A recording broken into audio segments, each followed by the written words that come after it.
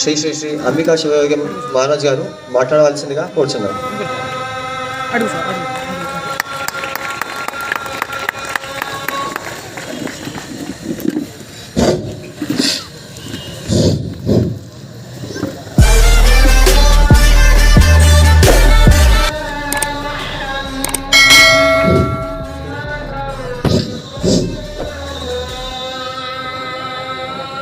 कृत्पद्मां शिवधर्मकन्दसहितां सुज्ञाननालं तथा नित्यैश्वर्यदलाष्टकं ससनिभं वैराग्यसत्कर्षकं श्रीरुद्रेश्वरकेसरान्वितं मिदं सञ्चित्वा तन्मध्यमे सूर्यन्द्वो जलवहिनीमण्डलागतं ध्याये शिवं चिन्मयं सच्चिदानन्दस्वरूपाय त्रिगुणात्मने परब्रह्म तस्मै श्रीगुरवे नमः.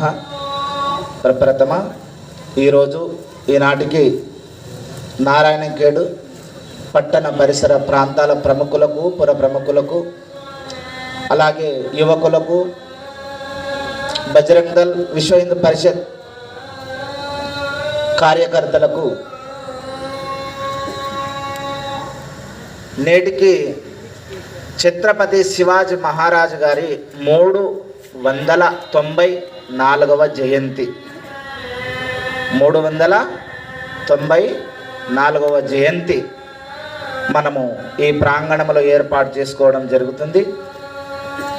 గత సంవత్సరంతో పోల్చుకుంటే ఇప్పటి యువకులలో అత్యుత్తమమైనటువంటి ఛత్రపతి శివాజీ మహారాజ్ వారి హృదయ కమలంలో నివాసించి మాత్రమే ఈ కార్యక్రమం చేపడుతున్నట్టు కనబడుతున్నది.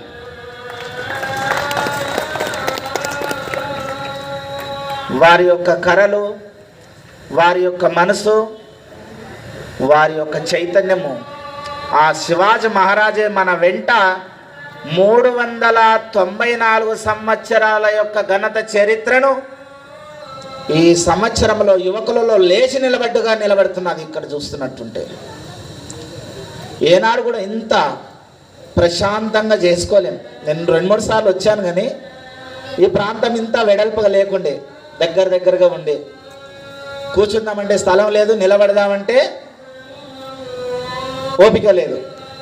కానీ ఇప్పుడు ఎవరు ఏమి అన్నా అనకపోయినా, విన్నా వినకపోయినా, మనం ఈడ అజాయిస్తే భారతదేశమే గగ్గురు పడిచేటట్టుగా శబ్ద శ్రవణం వినబడుతుంది.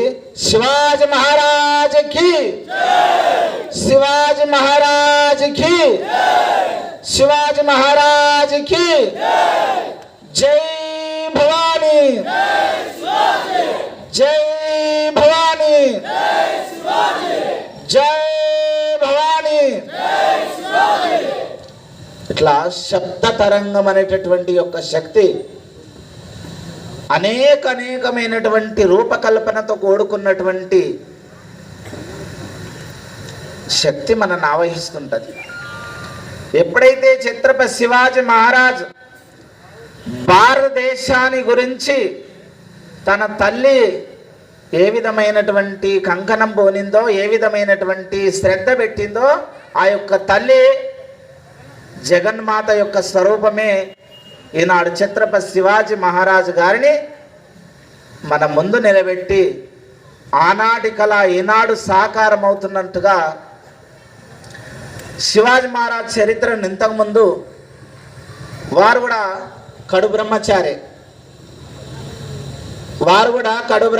వారికి ఏమి లేవు. అంత పౌరుషంగా, అంత శక్తివంతంగా మీకు అందరికీ కూడా ఆ బోధనను బోధించారంటే దేశం కొరకు, ధర్మం కొరకు త్యాగం చేస్తున్నటువంటి త్యాగే. నేను ఆయన ఏం పెట్టుకున్నానంటే పొట్టి శివాజీ అంటాను.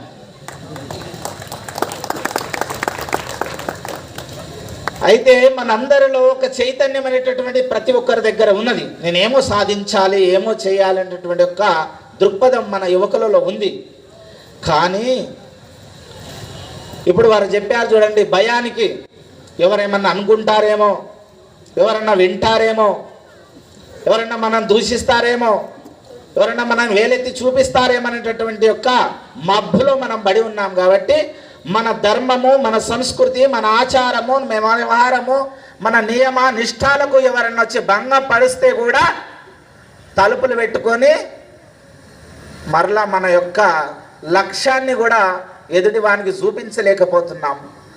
అది యొక్క మన ఔన్నత్యం అన్నట్టు. అదే ఒక చైతన్యము 10 సంవత్సరాల కింద 20 సంవత్సరాల కింద మరాఠీ సంస్కృతి మరాఠీ ఆచారంలో మరాఠీలో మాత్రమే జరిగేది. ఇప్పుడు ఛత్రపతి శివాజీ యొక్క జయంతి ఉత్సవాలు కన్నుల పండుగగా వినులకు విందుగా భారతదేశ చరిత్రని తిరిగి రాస్తున్నట్టుగా ఈనాడు చూస్తున్నాం. అందరి చరిత్రలు చదువుకున్నాం. ప్రతి ఒక్క నౌకరి, ప్రతి ఒక్క జాబర్స్, ప్రతి ఒక్క డ్యూటీ చేసే వాళ్ళు ఇప్పటిదాకా చరిత్రలు ఎవరి చదువుకున్నారంటే సుల్తాన్ల చరిత్రలు చదువుకున్నాం, బయటి దేశంలో ఉన్న చరిత్రలు చదువుకున్నాం, బాబర్ల చరిత్రలు చదువుకున్నాం. కానీ ఛత్రపతి శివాజీ చరిత్ర ఏ గ్రంథములనైనా ఇంటర్మీడియట్ కడికే స్టార్ట్ చేసి ఇక్కడికే స్టార్ట్ చేస్తే డిగ్రీ దాకా కూడా ఛత్రపతి శివాజీ మహారాజు యొక్క చరిత్ర లేదు. ఆ చరిత్రను మనం రాసుకోవాలి. ఈరోజు మనం ఆ చరిత్రను రాసుకోవాలి. ఎలా రాసుకోవాలి, ఎట్లా సాధ్యం? అది ఒక చరిత్ర పాఠ్యాంశంలా ఛత్రపతి శివాజీ మహారాజుది ఉండాలి. ఆ ఉండాలంటే మనం ఏం చేయాలి? మనం మాట్లాడుకుంటే సరిపోతుందా? కాదు. యావత్ మన తెలంగాణ భారతదేశం తరపున ఎన్ని అయితే శివాజీ అసోసియేషన్ యూతులు ఉన్నాయో ఆ యూతులందరినీ కూడా కన్వర్ట్ చేసుకొని ప్రతి ఒక్క యూత్ తరపున మన గవర్నమెంట్కు మాకు ఛత్రపతి శివాజీ మహారాజు యొక్క పాఠ్య పుస్తకం కావాలని మనం డిమాండ్ చేసి ఒక లేఖను పంపించాలని తెలియచేసుకోవాలి. ఇక్కడి నుంచి భావి భారత తరాలకు మన పిల్లలకు ఛత్రపతి శివాజీ మహారాజు గారి యొక్క జీవిత చరిత్ర ఏమిటిది, ఆయన ఏం చేశాడు, ఏం సాధించాడో అది మనకు ఆ పాఠ్యాంశం ద్వారా నేర్చుకోగలుగుతాం. మన దేశంలో ఉంటూ మన దేశంలో నడుస్తూ మన దేశాన్ని సంస్కృతులను ఎవరో వచ్చి కొల్లగొడుతుంటే కూడా కన్నులకు పట్టనట్టుగా చెవులకు విననట్టుగా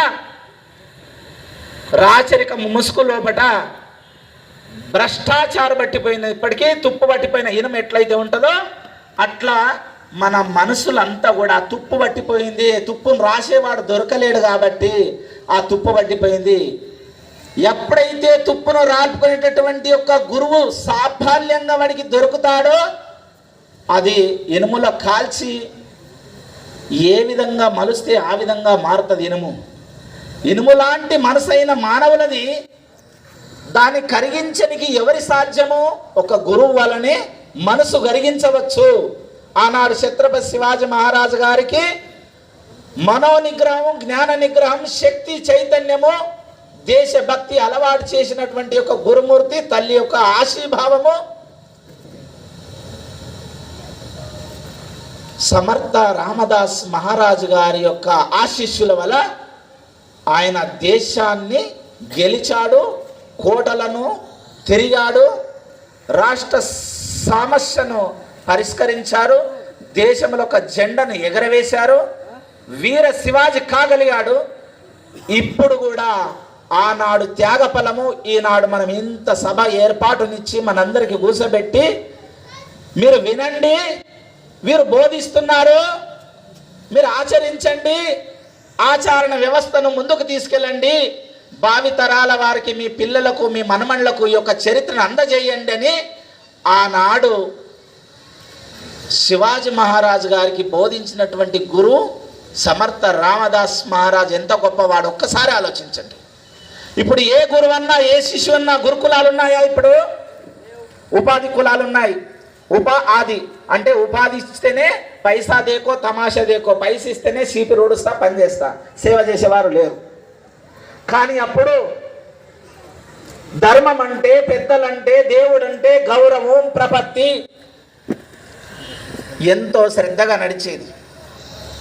ఏమి లేనటువంటి నాడే, అందరూ తూతూ అన్న నాడే విశ్వమంతా భారతదేశం వైపు చూసి, భారతదేశం యొక్క పుణ్యభూమిని చూసి, భారతదేశం యొక్క ఔన్నత్యాన్ని చూసి, భారతదేశం యొక్క విశిష్టత అద్వైత సిద్ధాంతాలను చూసి అన్ని కులాలు అన్ని మతాలు ఏకీకృతం చేసినటువంటి ఆది శంకరాచార్యుల వారికి మొదలు పెట్టుకుంటే సమస్త రాచరికాల వరకు చూస్తుంటే ఎవరన్నా తూడిపేసినా ఎవరైనా చెరిపేసినా, ఎవరు కాదన్నా, ఎవరు అవునన్నా హిందూ ధర్మం హిందుత్వం లాగానే ఇంకా నిలబడి ఉన్నదంటే ఎంత గట్టిదో, ఎంత ఉత్కృష్టమైనటువంటిదో మనం తెలుసుకోవాల్సినటువంటి బాధ్యత ప్రతి ఒక్క యువకుల పైన ఉన్నది.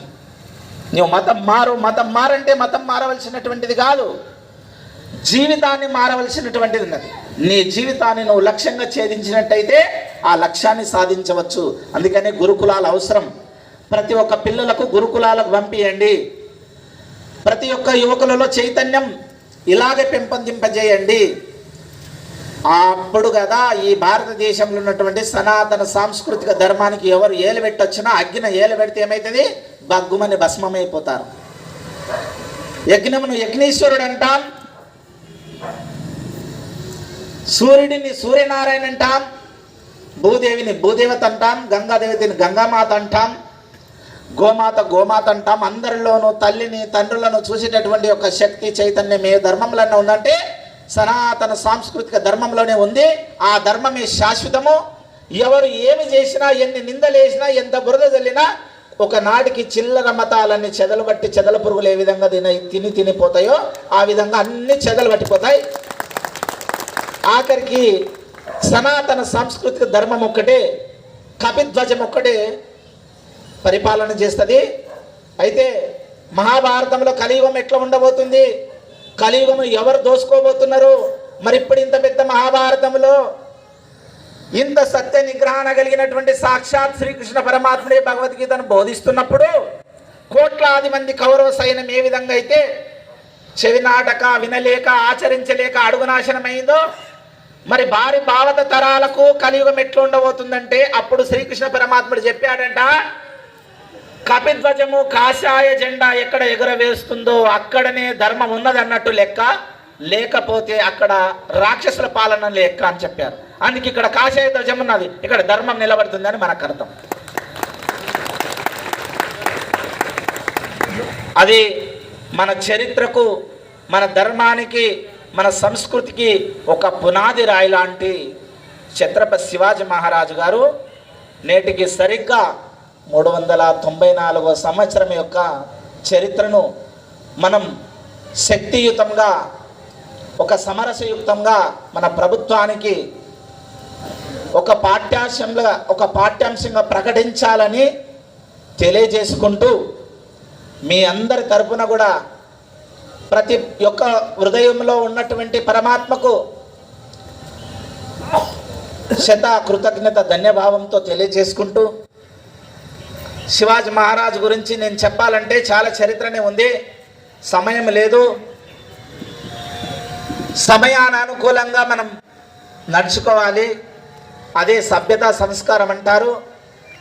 సంస్కారం నేర్పేటటువంటి యొక్క విధి విధానం ఎక్కడైతే ఉందంటే మన హిందూ ధర్మంలో ఉంది. ఆ సంస్కృతాన్ని నేర్పడానికి మాలాంటి గురువులు ఉన్నారు. ఇంకా విశిష్టమైనటువంటి వేదాంతులు, సిద్ధాంతులు కూడా ఉన్నారు. మన పిల్లలకు అన్ని రంగాలలో కూడా వేదాంతాలను, మన ధార్మిక వ్యవస్థను, సిద్ధాంతాలను, రామాయణంను, భగవద్గీతను, అలాగే ఛత్రపతి శివాజీ మహారాజు యొక్క చరిత్రను కూడా లిఖించే విధానం మనం అందరం తీసుకోవాలని సంకల్పం చేస్తూ ముందుకు సాగేటటువంటి యొక్క ఈ భావి భారత తరానికి మనం ఒక వెన్నుముకలా పని చేస్తారని, ప్రతి ఒక్క యువకులలో ఇలానే భావ చైతన్యము, ధర్మ చైతన్యము, జ్ఞాన చైతన్యము, యోగ చైతన్యము కలగాలని సదా సర్వదా మంగళ శాసనం చేసుకుంటూ జై శివాజీ, జై శివాజీ, జై భవానీ.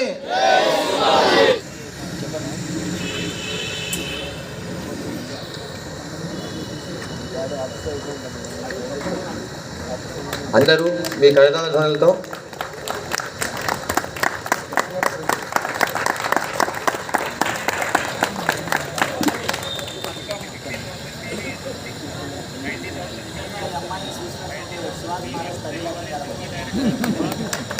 అమ్మాయిని చూస్తే అచ్చం శివాజీ మహారాజ్ గారి తల్లిలాగానే కనిపిస్తుందని చెప్పేసి మహారాజ్ గారు చెప్పడం జరిగింది.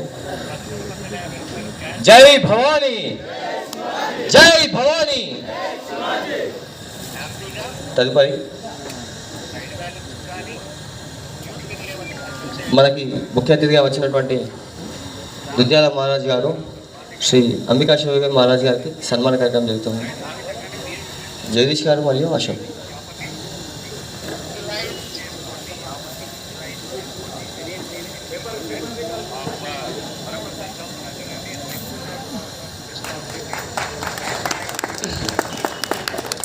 సుభాష్ చంద్ర అన్న గారికి సన్మానం జరుగుతుంది.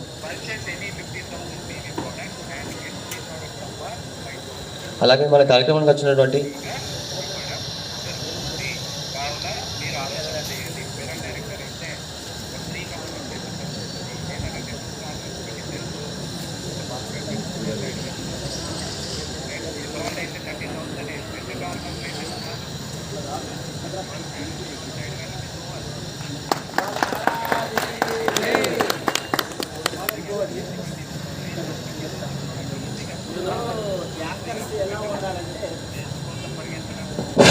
యాంకర్స్ ఎట్లా ఉండాలంటే మందిని చూసి భయపడకూడదు. ఎవరు ఏమనుకుంటారు కాదు. అందరినీ మీరు తన్నులకు భయపడ్డారు, దెబ్బలు తిన్నారు, అన్నీ తిన్నాక కూడా ఇంకెవరి కొరకు భయపడాలి? అన్నీ అయిపోయినాయి. కాబట్టి గట్టిగా ఉండాలి. మాట్లాడేటప్పుడు బాజార్లకెళ్ళి ఈడ్చుకొచ్చిన వాళ్ళు కూడా ఈనాడు శ్రద్ధ భక్తులతో ఉన్నోళ్ళు కూడా ఎన్ని అవమానాలకు మోసిన వాళ్ళు కూడా గడగుస్తున్నారు. కాబట్టి మీరు శ్రద్ధగా ఉండాలి. అయితే ఈ సభాముఖంగా నేను ఒక్కటే చెప్తున్నాను, మీరు ఎక్కడ పోయినా ఏ మహారాజులకు చేసినా ఎవరికి చేసినా ఈ చాలువలనే కప్పుతున్నారు కదా, ఈ పచ్చ తెల్లయి ఇది బంద్ చేసుకోండి. దానివల్ల ఏం లేదు లాభం. తీసుకుపోయి ఆడ పడేసుడే ఉంటుంది. ఒకని తుడుచుకోనికి రాదు, ముఖం కప్పుకోనికి రాదు, ఒకనికి ఆశీర్వాదం ఏం కదా, మెడలు వేసుకోనికి రాదు. ఆ పీర్లకు దట్టీలు కప్పినట్టుగా అది బంద్ చేసుకోరు ఫస్ట్.